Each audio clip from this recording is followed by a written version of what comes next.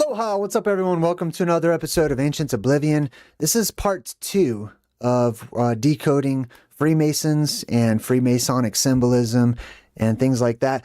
Welcome everybody in the live chat. Good to see you guys. High five. Last time we talked about symbolism, Freemasonic symbolism. We spoke about how there is a secret, right?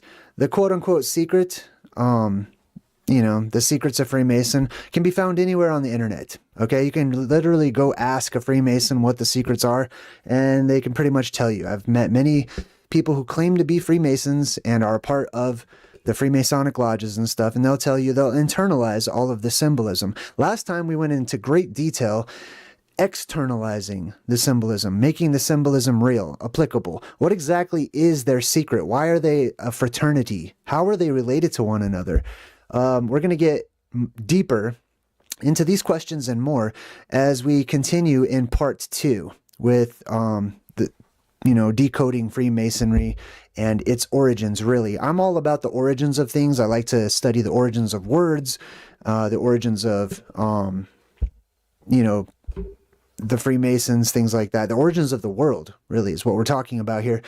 And that's how we're going to end the presentation, is with the origins of the world, specifically the origins of society as we know it, and how these particular groups have come to take control of our world and to establish themselves into positions of power amongst us and to become the leaders of the free world as we know it. So we made a lot of connections last time. We talked about the Garden of Eden, Hyperborea, the Black Rock, Mount Meru, the quintessential holy mountain at the middle of the world. We also talked about the dome, the firmament, the apex dome above. We're going to take a closer look at some symbolism today. What's up everybody in the chat? Give me a thumbs up if you can hear me okay. If it looks and sounds good, I appreciate it. I'll keep my eyes on the chat. And we're going to jump right into picking up where we left off here, studying the symbolism of the Freemasons. Now we're also going to talk about George Washington. We're going to get into architecture and some other things in this particular episode. So, I want to jump into this picture right here. I didn't really have time to get into this one. This one has a lot of different Freemasonic symbols and elements and stuff. Last time we covered many of these. So for example, right here in the middle, we talked about the compass and the square, right? And squaring the circle and where that comes from originally, what it actually means to square the circle. It's not a mathematical problem. As it's been presented to us. It's a location, is to square the circle. That location is right here at the middle of the world, as we've discussed a couple of different times. This is the circle squared, or the circle broken up into quadrants or 4 parts right here at the middle of the world. And this, once again, if you're new or if you didn't catch the first one, this is a map of the Arctic that was drawn by many different cartographers. This particular region, this country at the center of the world, at the top of the world, at the North Pole, was included on many different medieval maps, and I've shared many of those with you. This happens to be my favorite one. This one's iconic, so I'll be using this one throughout the presentation today. So we talked about the square and the circle. We talked about the apron that's made of lamb's skin. Now you'll also probably see some lamb symbolism. I could probably find a lamb in here somewhere, I'm sure. The lamb, the reason why they use the lamb is because of what the word means. The word lamb is the exact same word as the word lamp, with a P, as in a light that you turn on. And you'll see some lamp symbolism, a lot of light symbolism. Sometimes it's taken as illumination and knowledge and stuff. Thank you so much for all of the thumbs up in the chat. I appreciate you guys. Now, let's start up here at the top. We have the all-seeing eye. We discussed that last time, being a portion of the firmament that I call the apex dome, the top of the dome of our world, which humps down like a giant chandelier, and it glows, and it can be seen during this cycle where geoplasmas erupt up from the earth, or gases are released from the earth so quickly, so fast that they ionize, they become plasma, and they light up the heavens, they light up the firmament, and this particular portion can be seen. Oftentimes, you'll see these beams that reach up towards this dome. That's not the sun, right? That is a dome that hangs downwards off of this. You can find this in hundreds of medieval paintings, right, across time. The ladder symbolism, we've talked about the ladder symbolism up here, the cross symbolism, the cruciform, etc. Let's see. Oh, there's another there's another picture in here. Oh, I always like to read the Latin too. Do not read the Latin. I don't know if you guys have seen Cabin in the Woods, but they'll put Latin in there. It's a dead language. It's a secret language. So they like to use secret and dead languages, or unknown or unused languages, when they're speaking to one another, right? So for example, right here, you can see lux, the word lux. That means light. Okay. And then up here, you'll see another language being used. These glyphs, these are Hebrew. So you'll see Hebrew oftentimes, which is very interesting. There is a connection, linguistically speaking, between ancient Hebrew, or what's known as Paleo-Hebrew, and Phoenician. Now, Phoenician is interesting too, and we'll come back to that. I'm going to make a correlation between the quote-unquote ancient Hebrews, or the Paleo-Hebrew language at the very least, the people themselves, the 12 tribes, specifically the 10 lost tribes of the ancient Hebrews, and Grand Tartary, the Tartars, or the Tatars, and some other tribes as well. But anyways, this is the apex dome, okay? And this is the opening in the dome, the depressurization point in the sky, and light comes out of it. It illuminates, it shines, and they have the name of the Hebrew god, as it's commonly called. This is called the Tetragrammaton. It means the 4 letters. Over here we have Yod, He, Vav, and He, right? Together, different people pronounce it in different ways. Commonly, it's called the I am, or it's interpreted as meaning I am. I'm not going to get too deep into that right now, but this is the primordial sun, this dome that is fixed to the underside of the firmament, a bowl that hangs down at the top of the firmament. It lights up. It glows a red color. And it is seen as one of the ancient primordial suns. It was seen as Saturn. It was seen as Kronos. It was fixed and stable at the North Pole. It was the original North Star. We talked about the skull and crossbones last time as well. The sword symbolism always represents the blue beam that shoots up out of the center of the world, coming from this mountain at the middle of this map. See this mountain right here? This is known as Rupus Nigra, and a beam of energy, mostly ionized oxygen, probably some nitrogen as well, shoots up, and it colorizes blue, bluish green, right? And you'll see a beam that shoots up, and it looks like, and can look like, and has been described by historians throughout time as a sword that appears in the sky from time to time. All right, sweet. So that's the sword symbolism. It's also Excalibur. It's also the quintessential magical sword or singing sword, from legend to legend across time as well. So that is the sword. It's the sword of truth. It is the sword that is seen to defeat the Kraken, or the monster, which is just these plasma tentacles that come down from the other side of the dome when the dome opens up. And it is seen as this great battle in the heavens, in the sky. And it's also giving us a clue as to a location, which is the center of the world. We've got the Ouroboros right here. I'll zoom in on that as best as I can, but you've got the snake that eats its own tail. This is not a snake that eats its own tail, otherwise it would just shrink and get smaller and smaller as it continues to eat itself and becoming a dot. This represents a current, an electrical current. Specifically, the electrical current that wraps around this particular island at the center of the world. So there is a plasma sheath, a plasma dome, if you will, of types, that protects the Garden of Eden. It is plasma that goes around in a circle, and in ancient times, people described it as a serpent that guarded paradise, that circled around, okay? So that is the Ouroboros. Now, there's another symbol on here that I thought was pretty interesting that I'd like to point out to you. Here you can see the Garden of Eden right behind me, what looks like the Garden of Eden, the fiery sword, the flaming sword right there. But over here, remember we talked about the coffin, right? Now, a lot of these ancient symbols have made their way into modern corporations. I have found almost no exception, okay? Especially like your car companies and stuff. They don't always have to be Christian in nature. For example, your car companies all harken back to ancient gods, right? Flying gods, the chariots of the gods. So, for example, within Zoroastrianism, there was a god named Ahura Mazda. So, obviously, we have a car company called Mazda. We have another one called Acura. It's just a funny way of saying Ahura or Ahura. Ahura Mazda. Over here, we've got the coffin symbol with this triangle that's pointing to the right, sideways, which is reminiscent of, you guessed it, another corporation, which also has a similar type of container with a triangle in the middle of it. We've got, let's see, we've got some other stuff here. The Phoenix. I'll probably talk about the Phoenix here in just a bit. Here we have the columns and the pillars. So we have the two main ones you can see right next to me, but right there is broken pillars.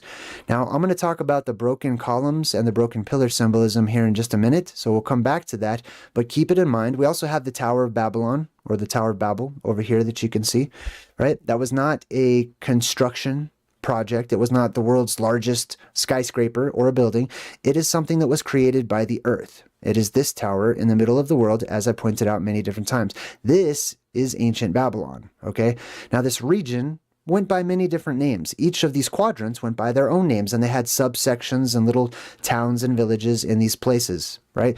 But this is ancient Egypt, Babylon, Israel, etc. All of those places were originally here before those inhabitants were kicked out and forced out by a cataclysm. Now they left these places and they went about renaming in the new places that they settled in honor of this place, their homeland.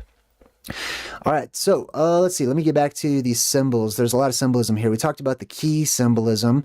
That traces its roots back to Janus, the god of doorways, the janitor god who comes every once in a while and cleans the world out. That's the plasma that cleans the world out, especially cold plasma and especially oxygen as a plasma.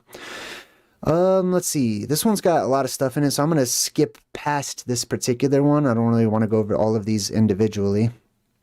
This one is of interest to me. So here's a picture. It's a Freemasonic picture that has some of the elements within Freemasonry. Some of them we've talked about before.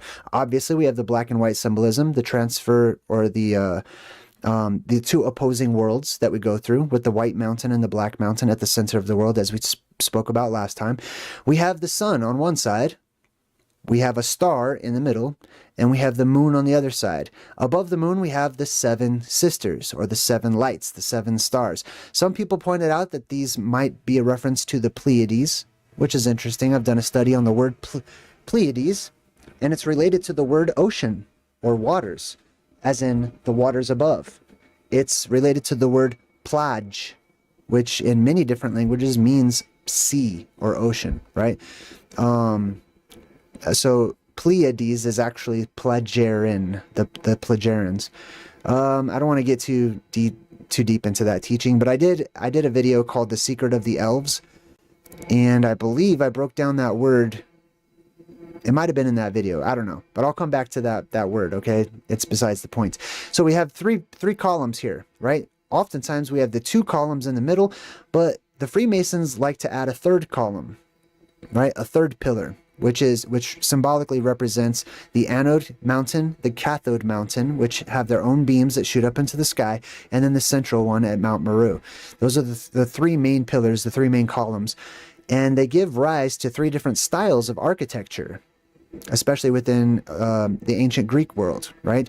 They had these three different styles of pillars or columns that they would use, and they represented these three types, energetically speaking, at the middle of the world, these beams that shot up from the earth. This is Jacob's ladder, right here in the middle. This is that central beam, that central pillar that shoots up from Mount Meru, that plasma that comes up out of the earth as the gases rush up. And like I talked about, there's the rungs of the ladder are instabilities within the plasma itself. And then this is also Yggdrasil, this is the Tree of Life, etc., right here in the middle. But look at the directions. They've put the directions over here. They have north on the left, south on the right, east on the top, and west, if you could see it, it would be down here at the bottom. You see how there's a W down there at the bottom? Right. Well, this goes back to ancient esoteric directions, as I've spoken about before. The Freemasons, some of them at least, seem to know this. They seem to understand that within antiquity and going far back to the beginning, east was in the direction of the star. This star right here at the top of the world. It's the apex dome. That was eastward, up, right? East is up. And west, inversely, was down. It was down into the earth. It was down into the bowels of the earth. The underworld was west. Here you have the 101 symbolism as well. This represents the island at the middle of the world, that circular island, as I talked about. That dot in the middle is Mount Meru. And then we have anode and the cathode beams on either side, acting as lampstands or trees or lights on either side, angels sometimes as well, right? All right, cool. And this is also the place where it all begins. That's why in your colleges, you'll always start in room 101. That means you're a neophyte. That means you're a beginner, right? You're looked at within Freemasonry as a plant that just sprung forth from the ground. That's what neophyte basically means.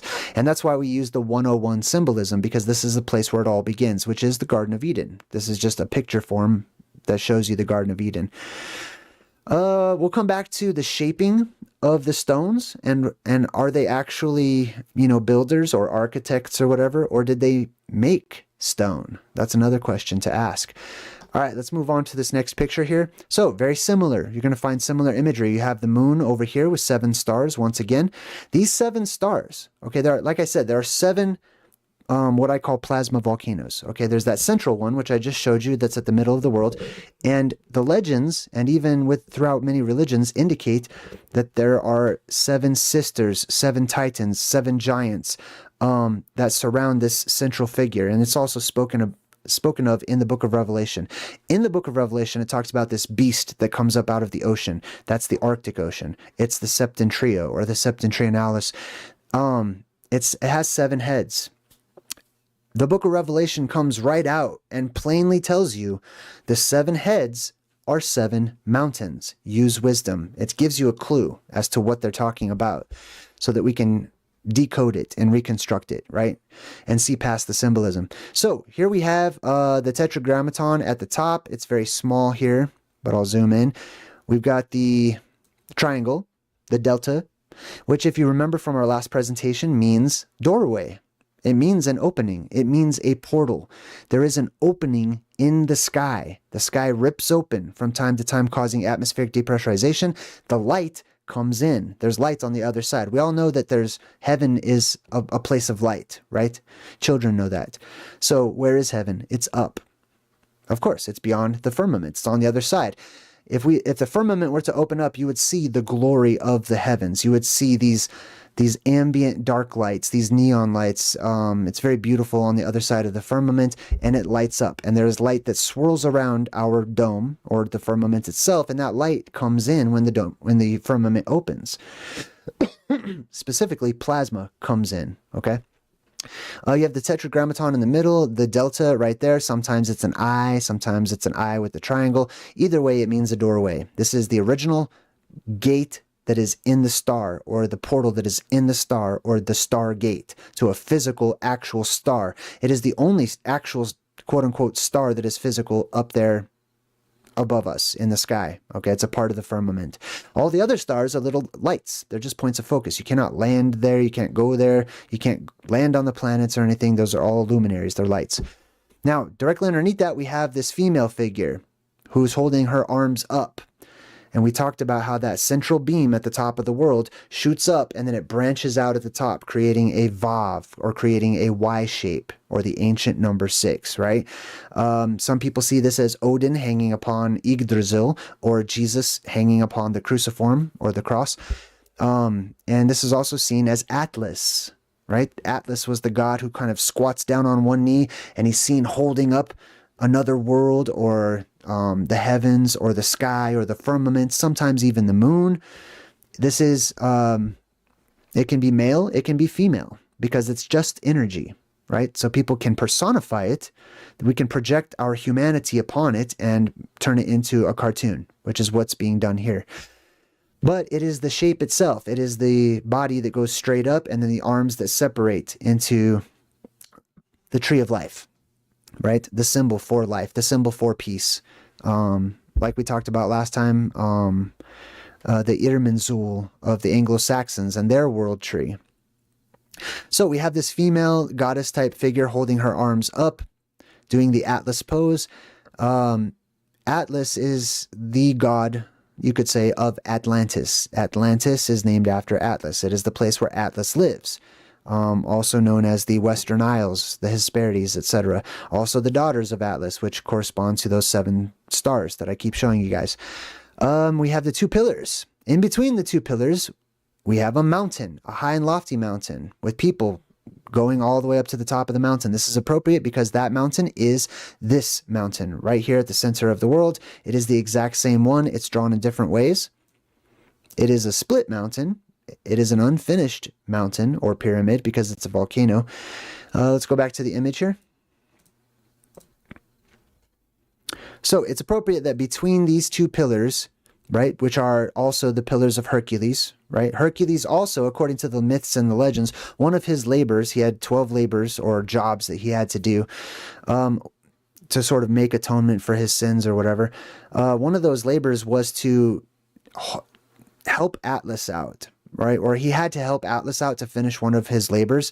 So he actually holds up the sky himself. Hercules holds up the sky himself, and he holds it up for Atlas for a time. Now, Hercules is the same as Heracles, right? Just in a different country. And Heracles and Hercules are both forms of the biblical superhero known as Samson. Samson also positioned himself between two pillars, and he stretches out his arms in a similar fashion, and he breaks those pillars. When those pillars break, or when those beams of light retract, and they go back into the earth because there's another polarity shift, and the earth pulls in that energy, and it charges the energy, these beams of light retract, all of them around the world. And this is Samson breaking the pillars of the earth, and then that causes the roof of the earth to collapse, which is the sky opening up once again, and it leads to a cataclysm, right? In the middle here, we have people who are going up to the top, ascending the mountain, ascending the pyramid, etc. This is the place where you can leave the earth. You can go upwards, up to the top, and if the sky is still open, you could leave feasibly, or you can go down into, it's hollow at the top up there. Okay, so you can go down, and they'll show you caves and stuff. See, there's one right over here off to the side. Pay close attention, because they show you all kinds of little clues. There's a little cave in the mountain right here. There's also one over here at the bottom you can see that some people look to be coming out of. You see that? So they'll put these caves here. These are what I call places of power. These are places that are openings within the earth where those gases are released. Those gases ionize.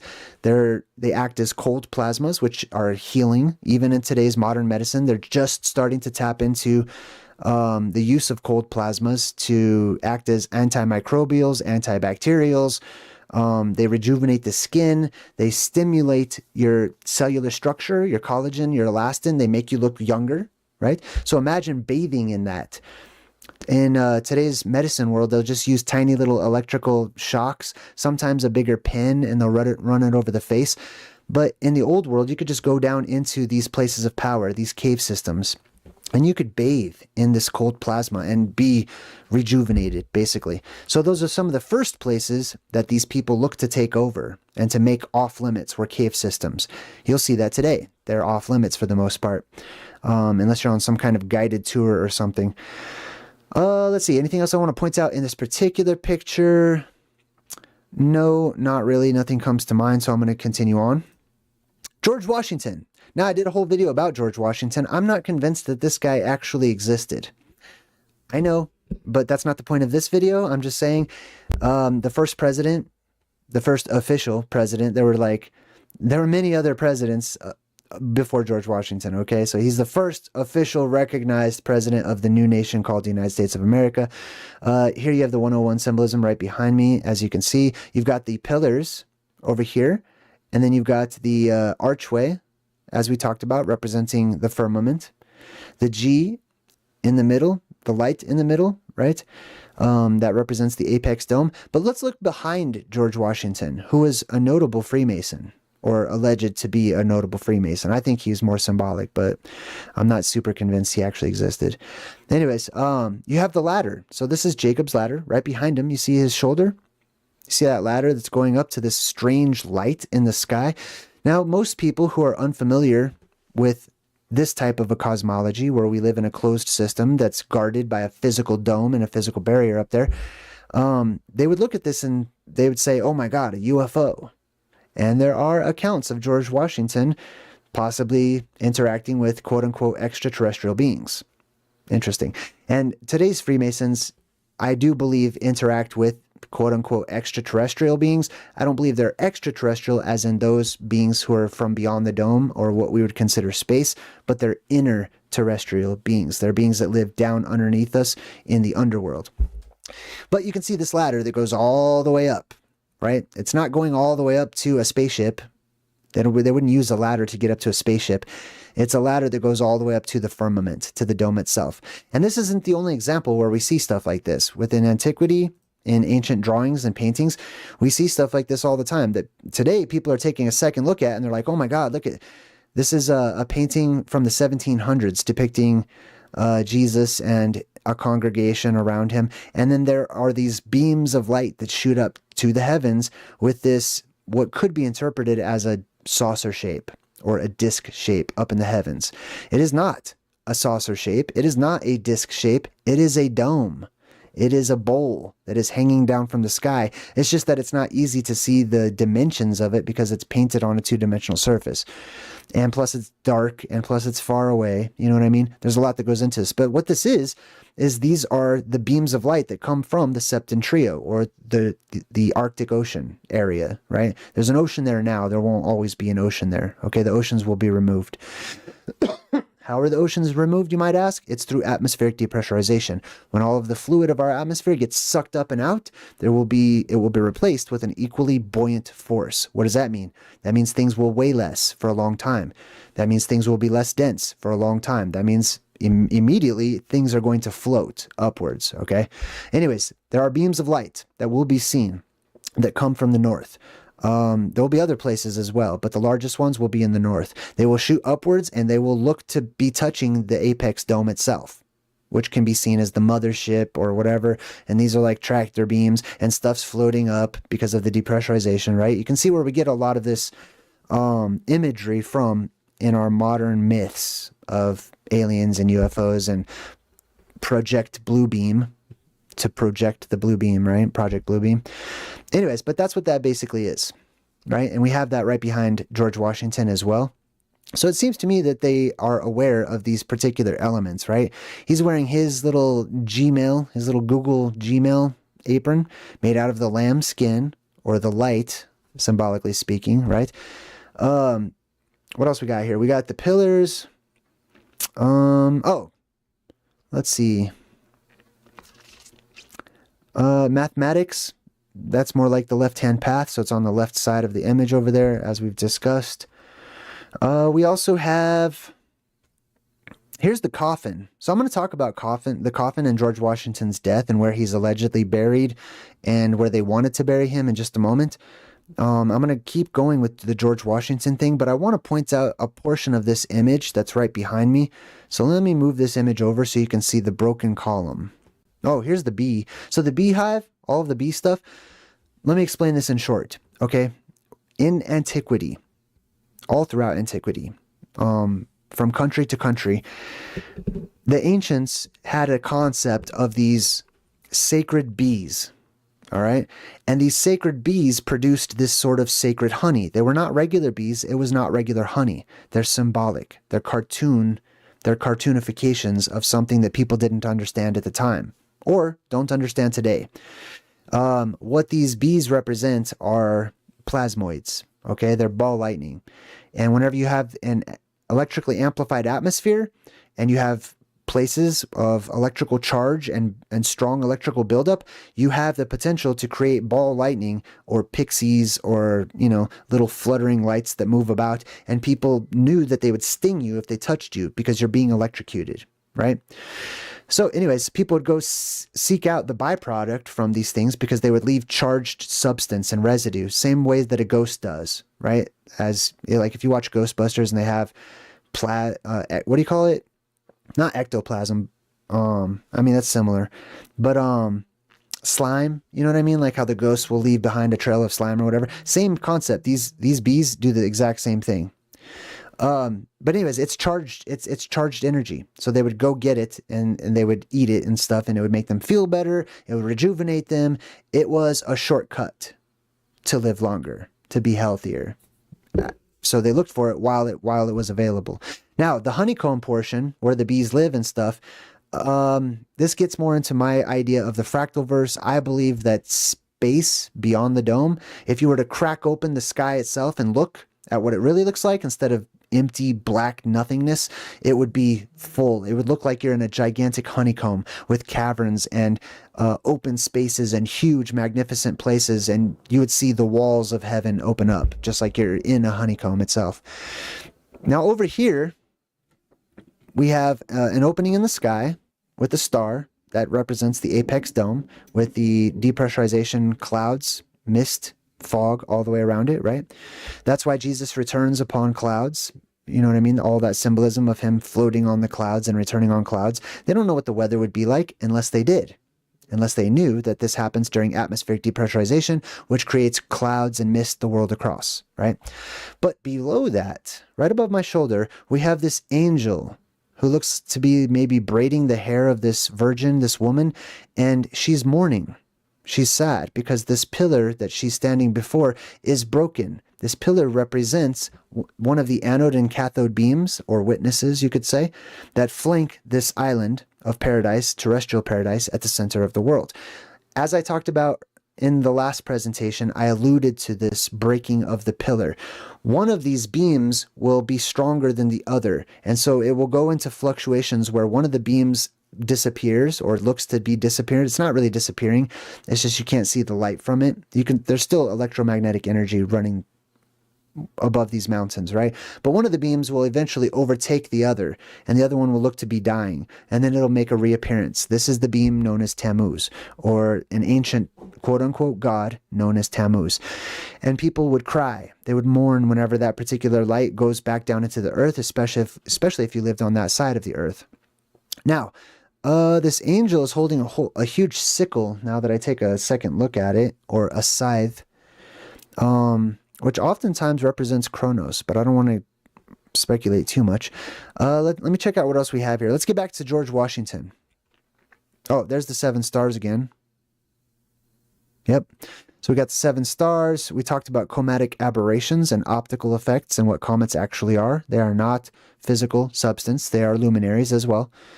Can there be physical objects floating around up there in the sky? Yes, I believe they can. I've done some videos about that. Essentially, all of the gases rise up to a middle point, which is what we call space, which is the space between the surface and the dome. And there's so much gas that builds up in that space that it becomes very dense. And it allows for buoyancy. The fluid called the atmosphere up there becomes extremely dense. When you have extremely dense fluid, the denser it is, the easier it is to float within that fluid. And that's why you can have debris and rockets and satellites and whatever up there. The rocks and stuff are just leftover debris that got pulled up last time and kind of stayed in that area, right? But George Washington, let's get back to him, the Freemasonic father of the United States, so to speak. This is the United States Capitol Dome, right? You can see the architecture. You can see this style of architecture the world across in almost every Capitol building. Capitol, caput, the head. The head of what? It is a head, it is a top over a place of power.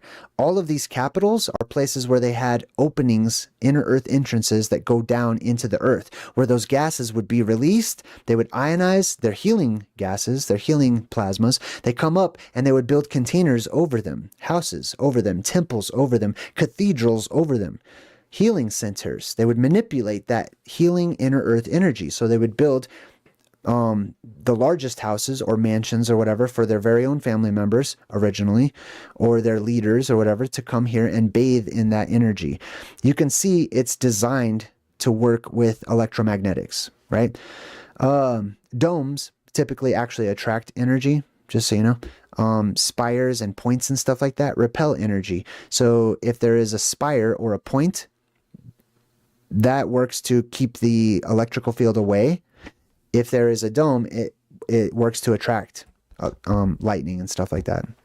Anyways, you can clearly see this is the Greco-Roman style of building, as they would call it. But in reality, many people have come to realize this is quote-unquote Tartarian style, right? Many people are going with that. That's seen as a fringe theory. It's seen as a conspiracy theory. I see it as reality. Okay, and I'm going to get to the Tartarian Empire and who those people are and stuff here in just a bit. But you can see this is the eastern entrance to the building. There's a lot of stairs right here. There are 33 steps on the eastern entrance side of the Capitol building.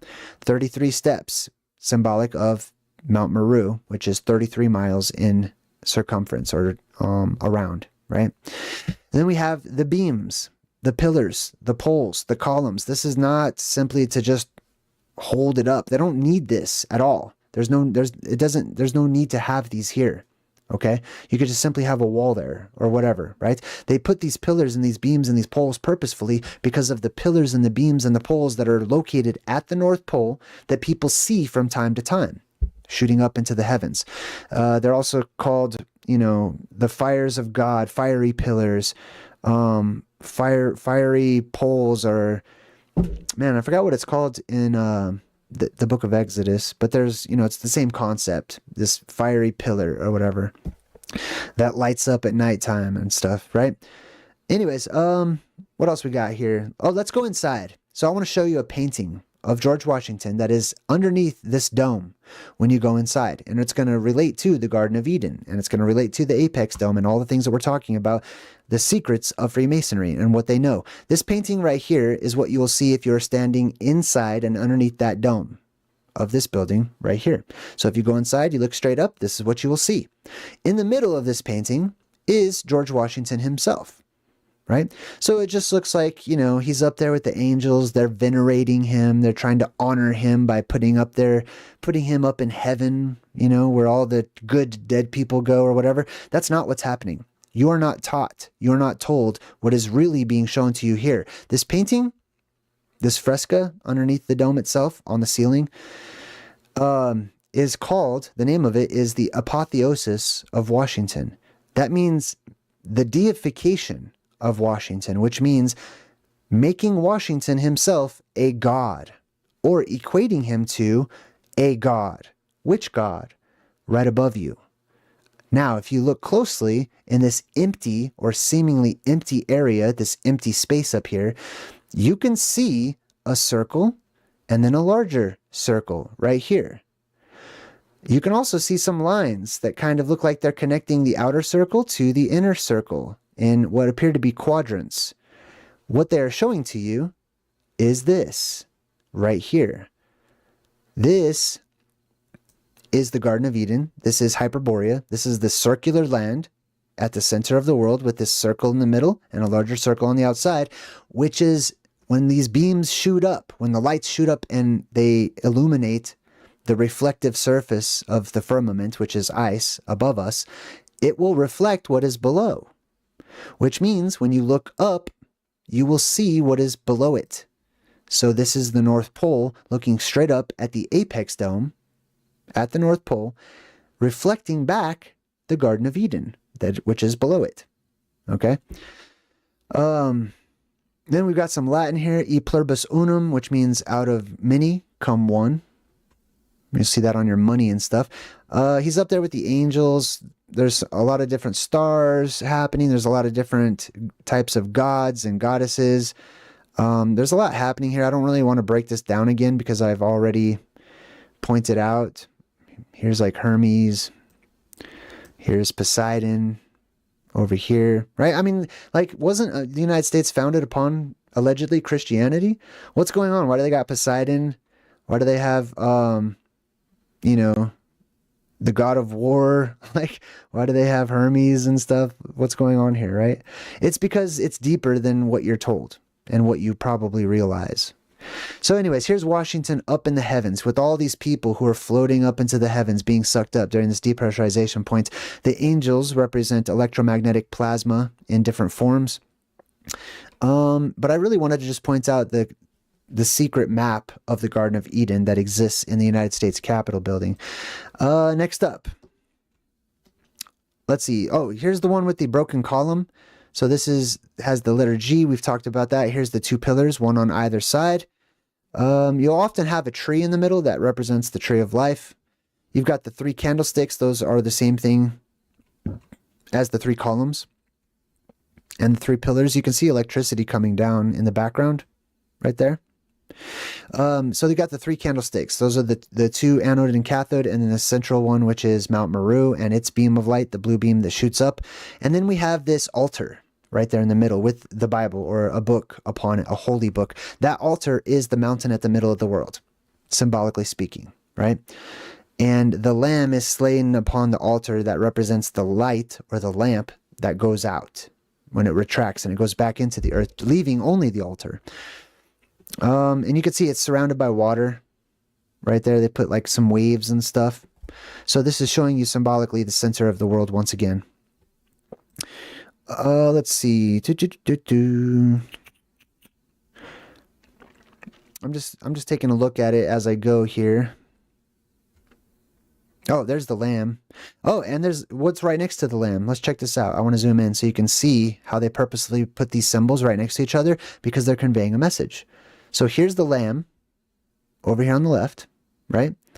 The word lamb means lamp, right? It's directly related to the word lama, which comes from the word flamma or flame, same thing, right? And why is that? It's because these animals come from that region where these lights are. A lot of animals come up from the inner earth, actually. And then they come up here, they'll shrink in size over time, they get smaller and smaller. Depending on the light source, some of these animals that are white, like lambs and stuff, they will light up different colors, depending on the color of the atmosphere around them or their proximity to the blue beam and stuff. But then over here we have an actual lamp. Oftentimes this is portrayed as like the sort of Aladdin's lamp style. This is also referred to as the eternal flame. And oftentimes these types of fraternal organizations refer to themselves as the watchers or the keepers of the eternal flame. Now the word eternal does not mean infinite, without end. It has come to mean that today. I understand. I concede to that point. I acknowledge that. But originally, it did not mean that. Eon, age, ever, words like that, they meant a very, very, very long period of time, which is apocalypse to apocalypse. When the light appears, when the light retracts, or inversely, right? Those are ages. Those are how we count our time. Those are eons and ages and eternity, basically, right? But this is the lamp. This is the eternal flame, the flame that they're looking for to reappear in the world today, because we don't have it today. We don't have these beams of light shooting up into the atmosphere, or you would see them every day. But we don't have them right now. So they're waiting for them. They're watching. And some organizations called themselves the watchtowers, where they would build towers to watch, so they can see far off into the distance, into the north specifically, and watch and wait for this genie, this blue light, to come up out of this lamp. Once again, this is where you get all the Aladdin symbolism and stuff like that too. All right, cool. What else we got? Let me check on the chat. I just want to make sure everything's good. Everybody having a good time? The white rabbit. Ooh, dark light. Yeah, you're onto something there with the white rabbit. Okay, cool. Everybody's having a good time. Sweet. Let's jump back into the presentation. 251 people watching right now. High five to all you guys. Let's see.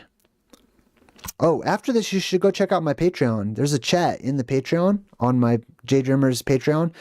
There's a chat there. You can actually continue the conversation. You can introduce yourself, say hi, you know, share some wisdom. Share some of your theories and stuff.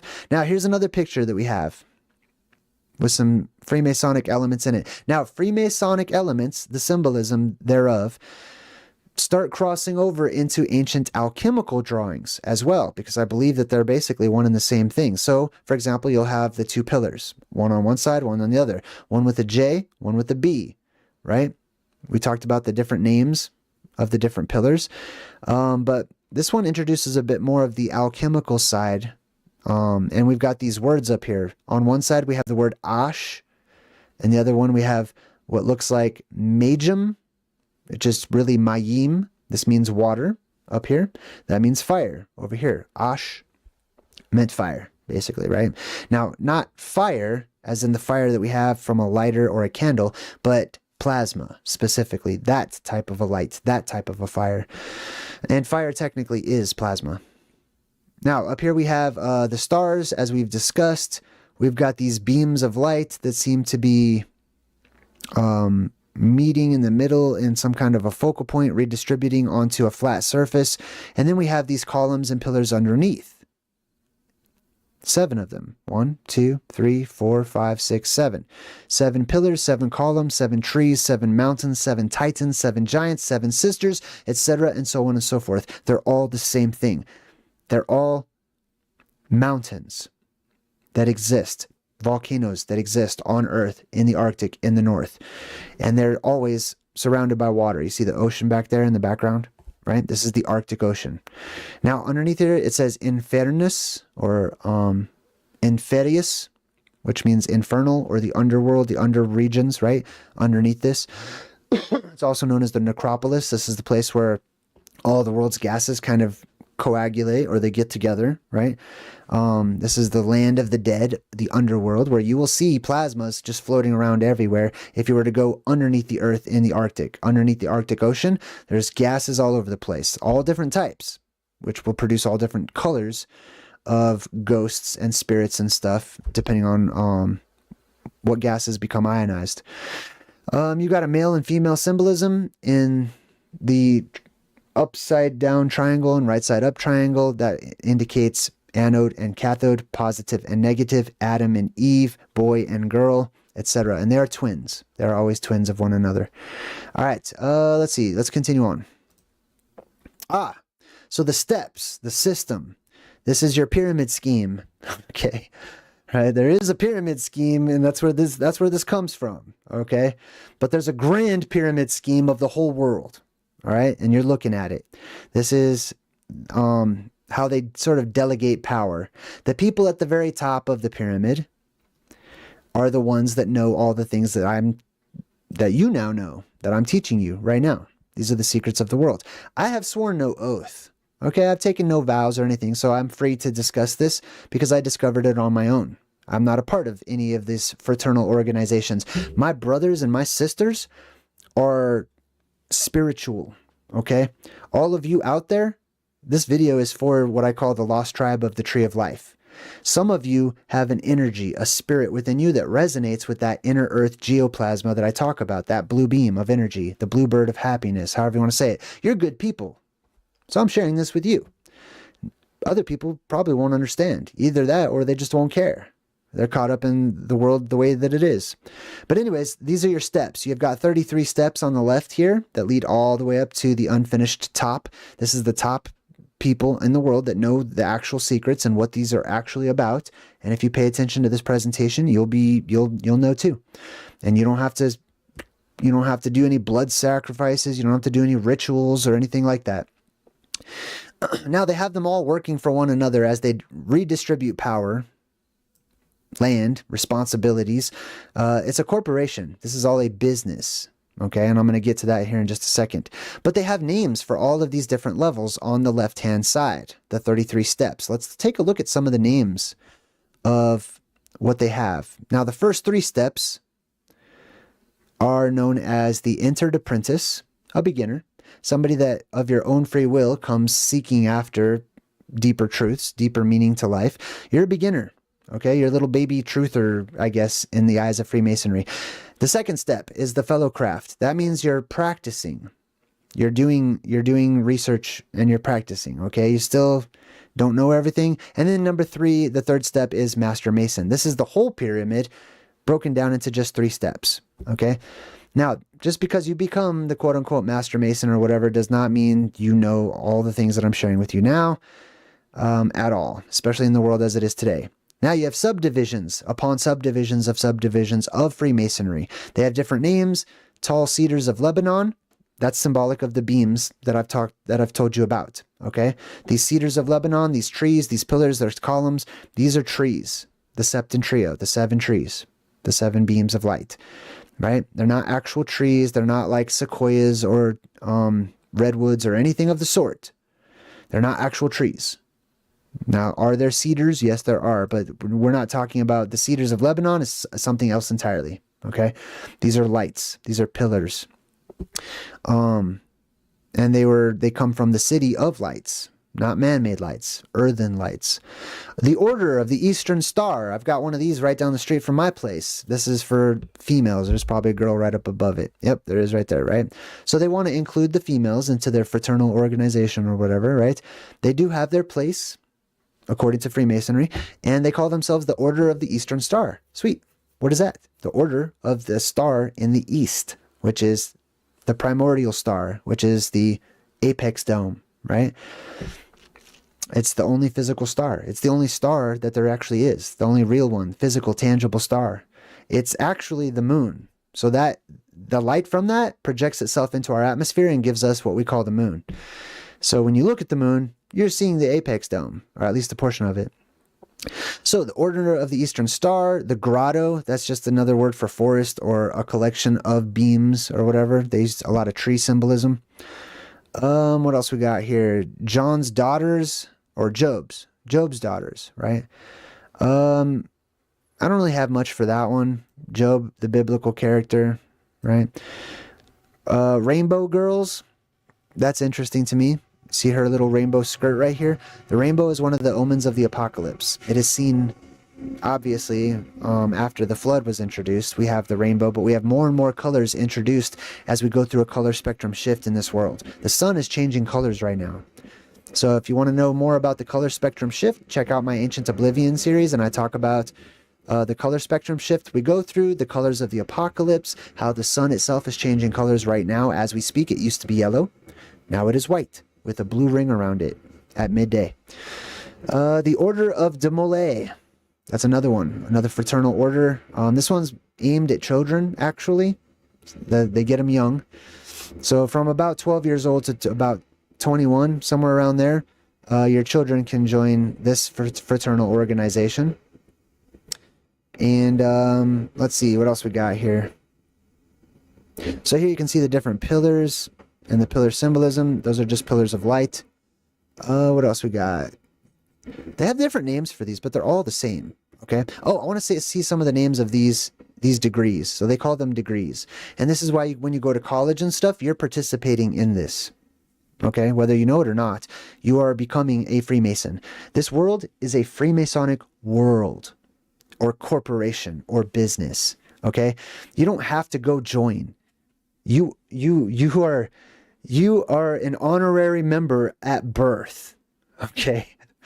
Like that gets into maritime law and stuff like that, but it is a Freemasonic world. Make no mistake.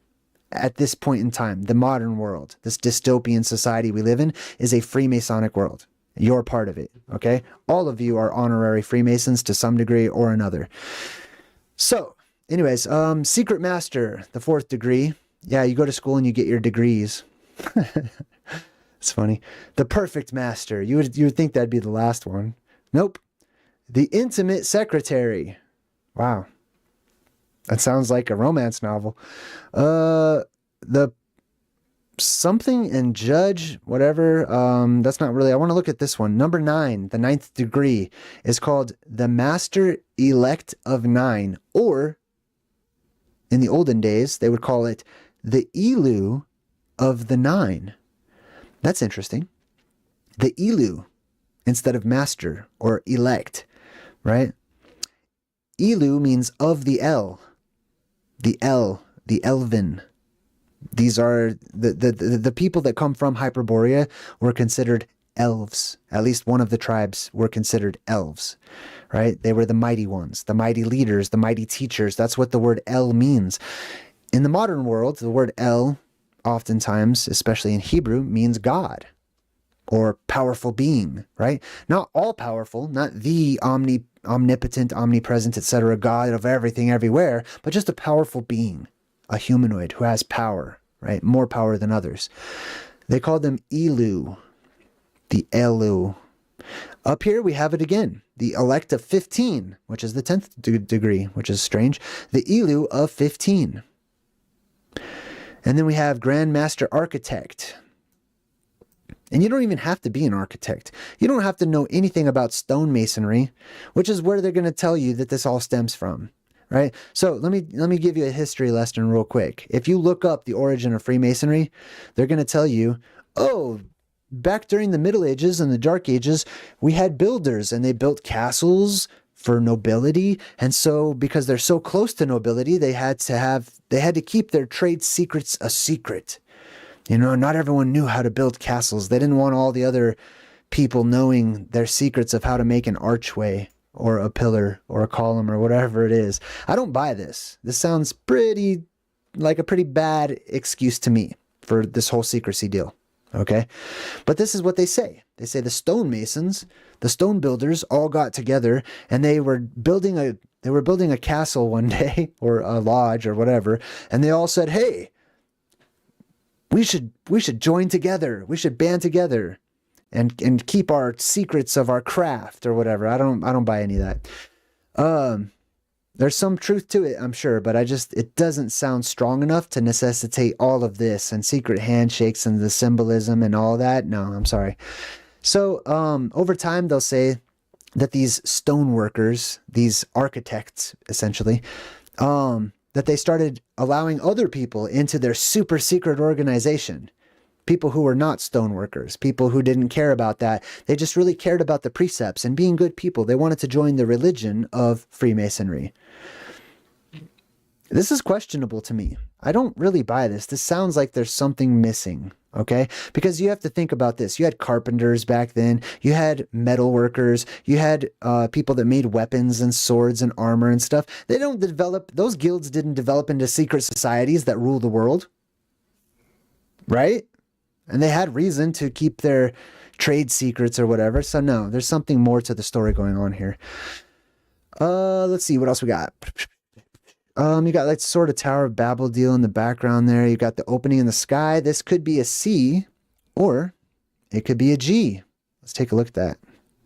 With the I in the middle, right? The C and the G are the same letter. That's why they leave it open to interpretation like that. It's an opening in the actual sky itself, right? And you can see that they put like these people upon the ledges, nobility, people who ruled the world, which is what the Freemasons are. Okay, there's not all these different sections to it. Okay, this is one corporation, one business, one body. It is a store. It's Walmart. Okay, just to give you an example, it's like if Walmart ruled the world, instead of calling this Freemasonry, you would call it Walmart. Okay, and these are all the Walmartian leaders. Let's see. Does it say anything of interest over here? The structure of Freemasonry. Meh. No, I'm not going to read that. Let's check out the word Freemason etself and see where it comes from. So if we type in Mason, right? I like to go to etymonline.com to learn etymology, which is the study of the roots and the origins of words, where they began, where they came from, and how they evolve and change over time. Mason, from the early 1200s, a surname, maçon, a stone worker. But that's not what it means, though. A builder in stone, that's also not what it means. That's what it came to mean through association. One who dresses. Now we're getting a little closer. One who lays. One who carves stone. Now we're getting more into the shaping portion, right? The movement of what we call stone, right? Not so much the placement as in architecture, but the creation. From Old French, maçon. This is where you get the French word for house, maison. Stone mason. Old French, machon. From Frankish, makjo, M-A-K. So you see the root here? Oh, yeah, it's hard to see because it's so small, but M-A-K, macchio, macchio. Machiavelli, same exact root, okay? Macchio, or makjo, or magjo, or magio. All right, stonemason. From the roots, here's the crux of the matter. Here's the important thing. It comes from this word right here, mag, M-A-G, which is the root of magic and magnet and magician. You see where I'm going with that? To knead, which is to move about an object and rearrange it. To fashion, right? And to fit. Okay, interesting. Now, let's check out this word, which is the root, which is the original meaning of mason. This O-N just means one of the mag. One of the mag. Okay, what's a mag? What does that mean? Let's look it up. So mag was also spelled mak. Mag. Mag. It depends on how you say it, okay? Proto-Indo-European root word meaning to knead, to fashion, and to fit. It might form all or part of these words. Amass, among, macerate, magma, make, the makers, mason, and mass, etc. So this is interesting to me. That the root is M-A-G. The same root as magician. Magi. Right? The three wise men. The magi. That whole story. But there is another word that is very similar to mag. That easily could have been misinterpreted. And it is mag with an H at the end of it. Mag. It also makes a K sound. This means to be able or to have power. Like a magician. Or like a wise man. Right? Or like a magnet. To have power. It might form all or part of these words. Deus ex machina. So the word machine comes from this right here. Mash. Mach. Am able. Might. Bodily strength and power. Now we're getting onto something here, right? The people who had bodily strength and power, magi, magicians, that were free. Free as in they roamed about the world. They were free to move about. They didn't settle. They were nomadic. Interesting. So now let's shift gears. Well, damn, I forgot I had one more picture to break down. I might skip this one. This has all the typical symbolism and imagery within it. Okay, you got the same trees, grotto, guy holding his arms out. Lion also means light, if you look it up, right? These are the two lights that connect in the middle. We got the phoenix over here. This is all the same symbolism, okay? The apex dome. All right, so anyways, I want to make the connection to where the Freemasons come from as a tribe. Because that's what they are originally. They're a tribe, okay? It's not an organization that you join, a brotherhood, they want you to believe that it is. Originally, it was a family, all right? And originally, there were 13 families that come from this island at the North Pole. This is Atlantis. There were 13 different families that lived here. And I mean distinct families, as in races, okay? This was an amalgam of all the people in the Southlands that we have today. This is where all of you come from, okay, at some point in time, right? The people who stay out here the longest look a little different because of the sun and stuff like that and the different lights and stuff and how you adapt to that. There are underworld people, humanoids. There are overworld or beyond the dome people, humanoids, right? They all have their different looks and how they adapt to their different parts of the world. But anyways, 13 tribes that come from this place right here, okay? And they all settled in different areas and regions, and I have named these before. So for example, I'll just give you one example. This is Mesopotamia. This quadrant right here is Mesopotamia, the original Mesopotamia.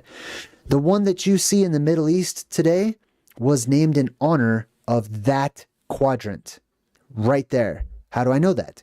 Because this is the Euphrates, the original Euphrates. Okay, this is the original Tigris, and I've go into great detail in my new book, Return to Hyperborea, which is available on Amazon if you just want a vanilla copy. If you want my autograph in the book and maybe some merch and stuff, go to my website, JayDreamerZ.com. You can buy my book directly from me, and I'll mail it to you personally. I just mailed out 3 earlier this morning, actually. But anyways, this is the original Mesopotamia, which is between these two rivers right here. Okay. So what happens is we have tribes, 13 of them, that live in this circular land where the circle is squared, right? The 4 corners of the earth between the 1 and the 1, or the 11, or the pillars of Hercules. This is the Garden of Eden. This is terrestrial paradise on earth. Why? Because it's unlike, energetically, it's the navel of the earth. This is where all of the energy is stored and comes up and out of. This is a battery to the surface world where we live today. And there's reasons why there needs to be salt water and electrolytes where electricity can pass from one place to another over here during one time, and it acts a little bit different during the next age that we go through. But anyways, you don't need to know that. All you need to know is that's paradise. That is the Garden of Eden. These are the walls of Eden that surrounds it. These are the 4 rivers of Eden.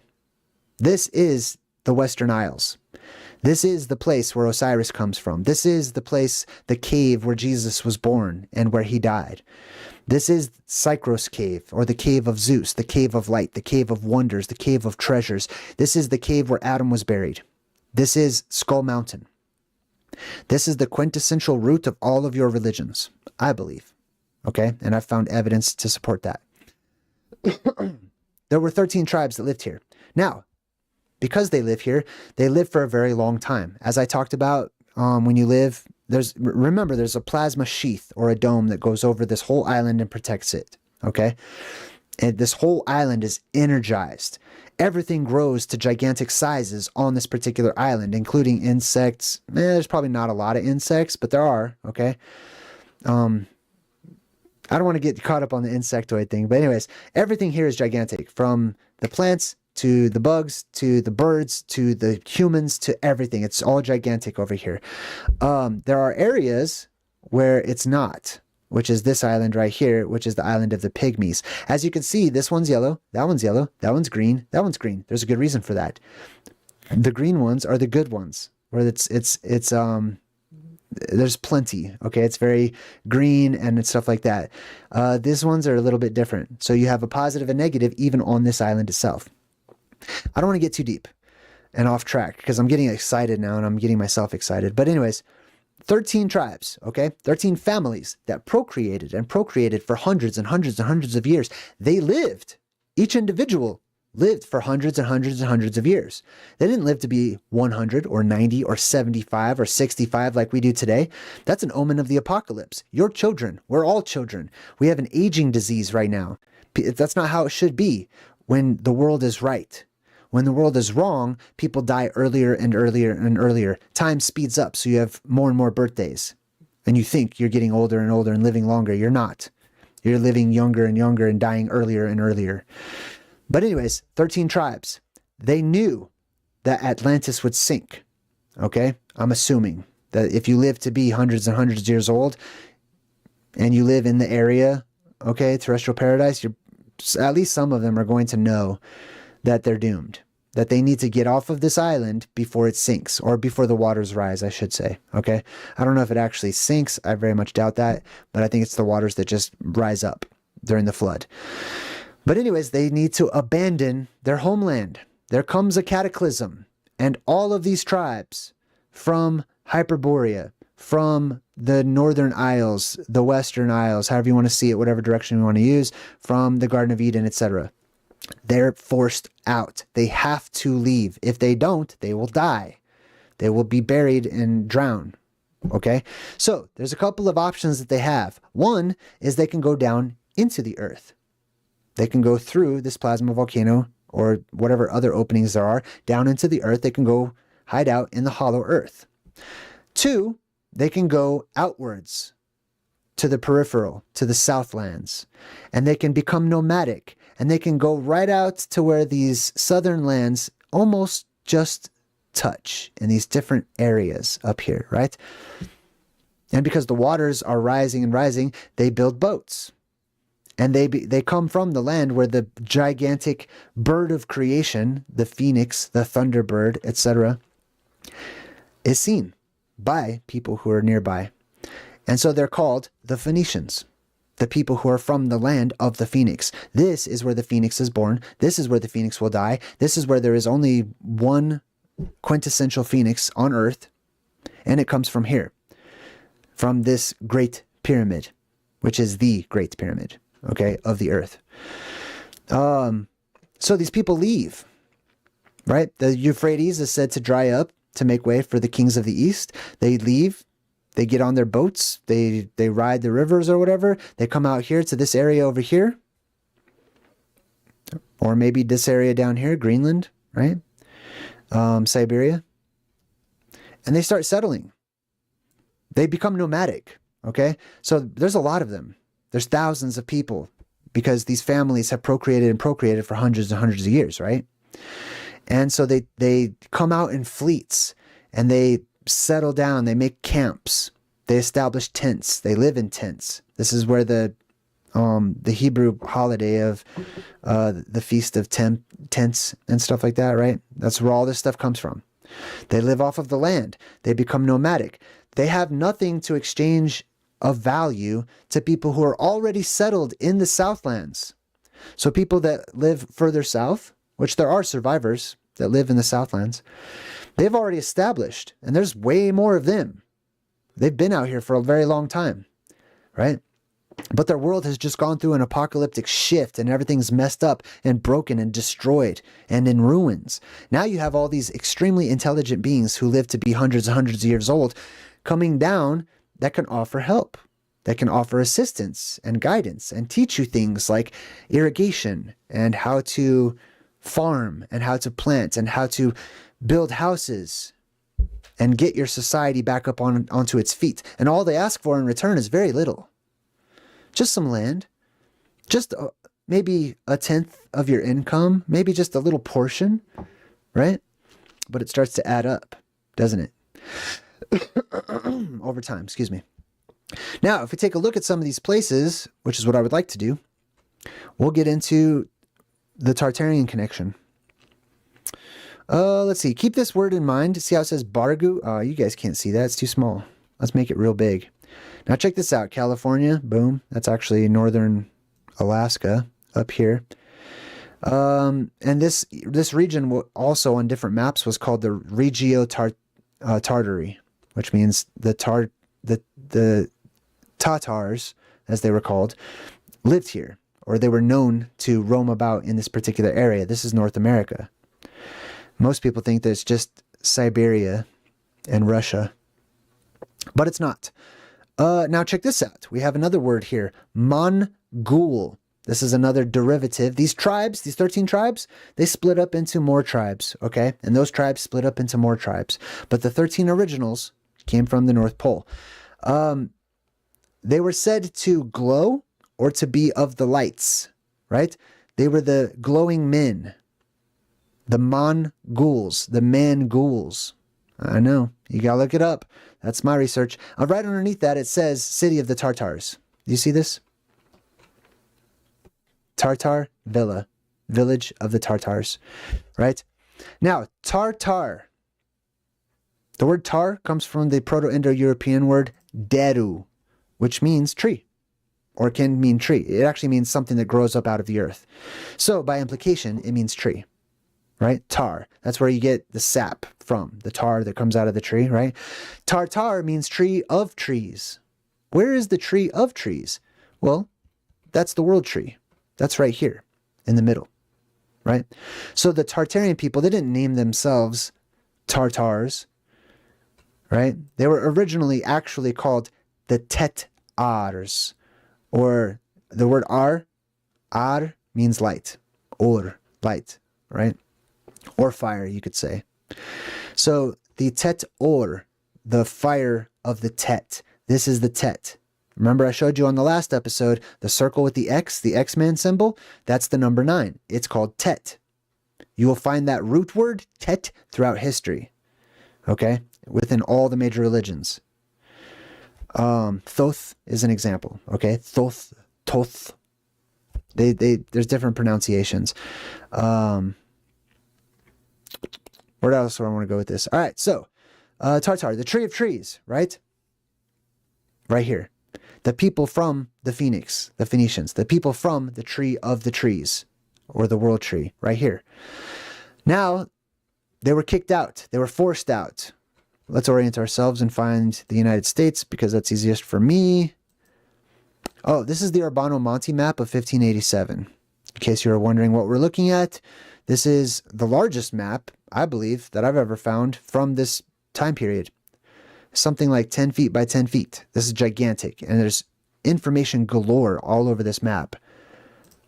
All right, now, let's see. We got the United States right here. Here's Mexico. You see that? Here's the Gulf of the United States, the Gulf of Mexico right there. Here's Florida, right? Now, let's make our way to the beginning.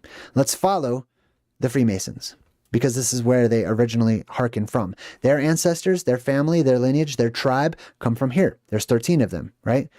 One of those tribes are a defector. One of those tribes go against the values of all of the other tribes, oftentimes known as the tribe of Judas. There's always a Judas in the mixed, or in the midst. Now, they leave. What do we got? United States. So let's go to the other side towards Siberia. Now, remember that place, Bargo, I showed you on the other map? We're going to come back down over here where Bargo is. So just to compare the two maps, okay? I just want to show you where we are. So this is the Euphrates up here. Remember, it says in the Bible that the Euphrates was split into 7 heads, as you can see here, that the waters were low so that people could pass through and they could leave the Garden of Eden. This is one of the exit points. So they left here. They came over here to Siberia, which is Asia, right? And they established this place called Bargu. I'll zoom in on that real quick so you can compare the two maps. Bargu. You see that? And the village of the Tartars, as we talked about. Trish, what's up, Trish? Welcome to my channel. High five. Now, Bargu, let's find that on the Arbano Monte map. Here it is. So they come out of the Euphrates. They come down here into Siberia. They land in this area. Here's Bargu, same thing. And what do we find? We find Tartarian-style yurts, tents. These are the tents of nomads. You will find these strewn across the Northern Hemisphere on maps from the Dark Ages and the Middle Ages. Okay, so these tents are Tartarian tents. And I know they are because I have translated much of this Latin into English, and you can see the word Tartarian all over it. For example, these giant hunting dogs that they said to have brought with them, right? The Kani, the dogs of the Alani, which is a particular tribe of the Tartarian Empire. And it says right here, Tartari. And you will see the word Tartar, Tartarian, Tartary, etc. all over the place. Tart, sometimes it's just short form right there. Right? Tart, right down there. Boom.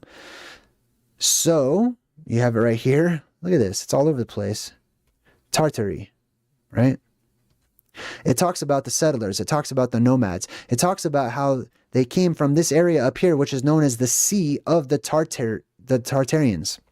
The Tartarian Sea. Mare Tartaro. The Sea of the Tartarians. They owned this area. They were the Phoenicians. This is why there is the connection between Phoenicians and seagoing peoples or whatever.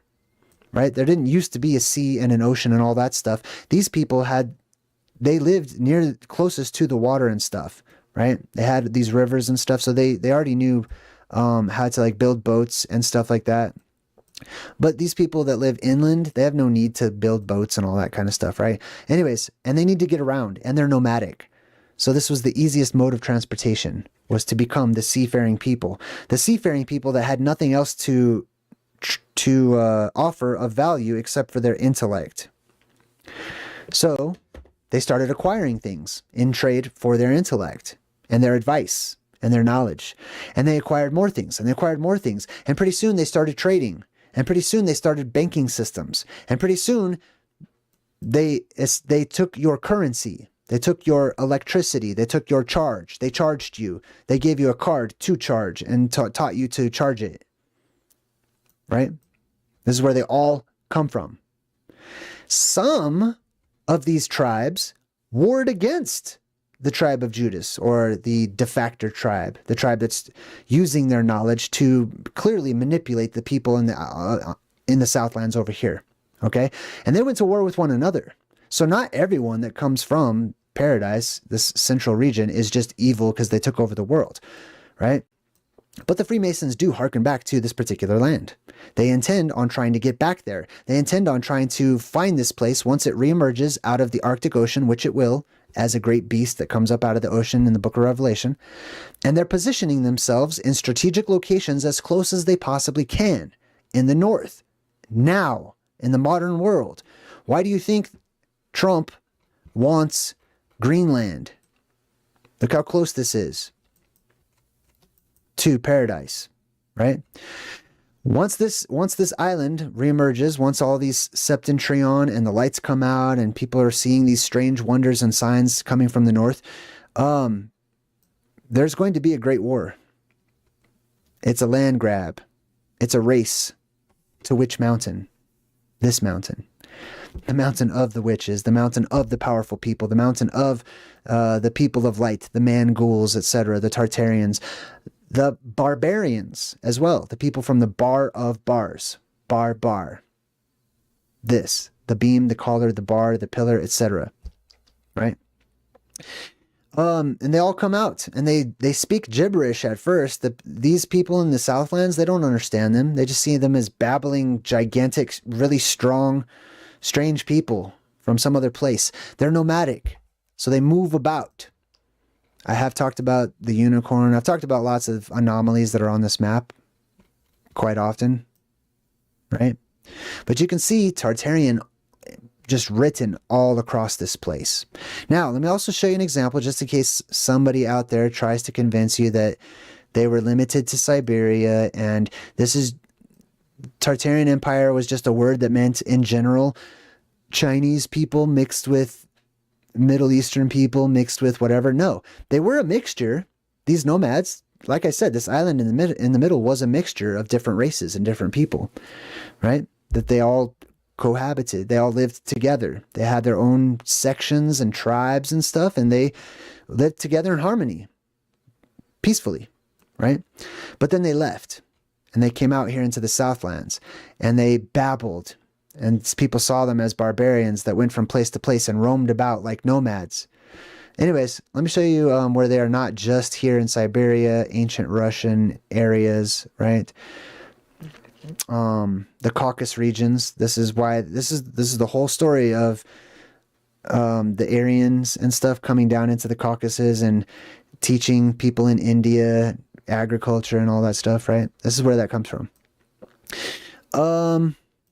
United States, North America. Let me flip the map around. Here it is, right? There's Mexico, right? Now, some people, I have heard other YouTubers say the Tartarians didn't live in the United States. They didn't live in America. Watch this. They sure did. As you can see, right here, right? There's their tents. There's the yurts of the Tartarians. Well, that doesn't prove it. That could be Indian tents. It could be teepees or whatever, right? Except, problem is, it says it right here. Okay, so don't let anybody fool you into thinking the Tartarians were like limited to one region of the world. Here's the griffin too. That happens to be their symbol right there in Canada. Okay, why are they up here? Here's their hunting dogs right here. Boom, right? Why are they up here? They're up here because they came from up here. They settled all around the Arctic Circle, wandering about nomadically, moving further and further southland as time moves on. They moved in a circle because they're actually following the rock in the middle. It's electromagnetic. They don't know it. They don't realize it. But even when they're kicked out, they will move in a circle around the holy rock, okay? Which is why they do that around the Kaaba stone in the Middle East and stuff. But these nomads, they moved around. They started moving further and further south in marrying into these Southland tribes and stuff, gaining land, gaining political power, establishing businesses like the East India Trading Company, which we've already discussed, right? When we went over the land of Jesus and stuff. By the way, oh God, there's so much stuff on this. I don't want to get too off track. This map is so fun. Look, this is California. Let me show you this real quick. So here's California right there, right? And look at this island, massive continent in the Pacific. They say that's Japan. That doesn't look like Japan to me. I'm getting a little off track here, but anyways, my point is these are the Tartarians, okay? And these tribes that originated and came from the Garden of Eden, they left, they came out of here, they established your banking system. Some of the other tribes didn't like that. They didn't feel they should interfere. They didn't feel like they should use their superior intellect and experience over hundreds and hundreds of years of living in the Garden of Eden to take over the tribal nations that lived in the Southlands. And so they went to war with one another. You had wars amongst the families, the War of the Roses, right? The rosy cross. The cross comes from the earth, shoots upwards towards the rose, which is the red light in the sky, in the heavens, right? And they have their fractions and their factions and their families and their fraternities, and they differ in opinion sometimes, and they have wars. World War I was a prime example of this, right? Where one nation said no to certain tribes and families and stuff controlling their energetic charge or currency or money, etc. You probably know what I'm talking about. But anyways, that's pretty much it for Freemasonry, okay? So they're free, they're nomadic. That's the whole free portion of it. They're the people of power from, you know, the magus, the magi, the magicians. I believe that they weren't just people who were architects, but they actually made stone, that they knew how to make stone. In the same way that we know how to make concrete or whatever. They brought that type of thing to the modern world, and it was easier for people to make temples and houses and all these elaborate constructions, because originally they were just using clay. Why? Because that's the material that the earth offered to them after worldwide earthquakes shook and allowed the inner earth oceans and waters to rise up and mix with all of the dirt and debris and stuff, and it created clay. And that clay quickly dried out and stuff. People could fashion it and shape it, which is why you see rocks and stones today that have handprints in them or impressions and stuff like that, because that's the material people originally used to make their buildings. But whenever this technology, this information, this knowledge comes from another place where these people knew how to make stone and fashion it and actually create stone, right? It was seen as magic. Right? These become the Freemasons. They become the architects and stuff like that, right? Then they just pass down their information from one person to another. You can see it in the architecture, right? The Tartarian style architecture, Gothic, which means godlike. Wow, there's like a jet flying past my house right now. That's insane. You guys probably can't hear it. It's super loud. Anyways, you can see it in the architecture, okay?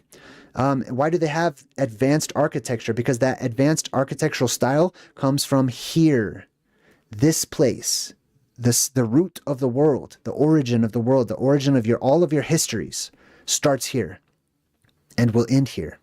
As all of the nations of the world, all these families, the ones at the top know the secret. They want to get back here, okay? And there will be a race, like I said. There's going to be a war that is coming for the Arctic, for the land at the Arctic that will emerge, for the resources that exist in the Arctic Ocean. Trust me. And on top of that, it's not even going to be a major war between family members or departments of this gigantic store, Walmart. There are inner earth humanoids that live just under the surface in this area. And when the boundaries are removed, they will come up. And they will fight against the Freemasons and their families in a gigantic world war between inner earth civilizations and surface world civilizations. You know them as Gog and Magog, or Gog and Magog. Anyways, it gets deep. Everything is connected, and ultimately it all goes back to the beginning. This is what my books are about. My first book is about the end, the Plasma Apocalypse. Ancient Oblivion, the Plasma Apocalypse. Check it out. My second book is about the beginning. My first book is about the bad news. The world is going to end. The apocalypse is coming, okay? The world is becoming renewed. My second book is about the good news. It's about the Garden of Eden. It's about the origin of the very first cities that were ever established and how civilization began and the post-apocalyptic world. I feel that there's value to be found, depending on who you are, in these two books. So if you want to check them out, if you want to get a taste of it, go visit my website, JayDreamerZ.com. If you want to support me personally and be in the credits or use the chats and talk with one another about these subjects, go check out my Patreon, patreon.com/JayDreamerZ.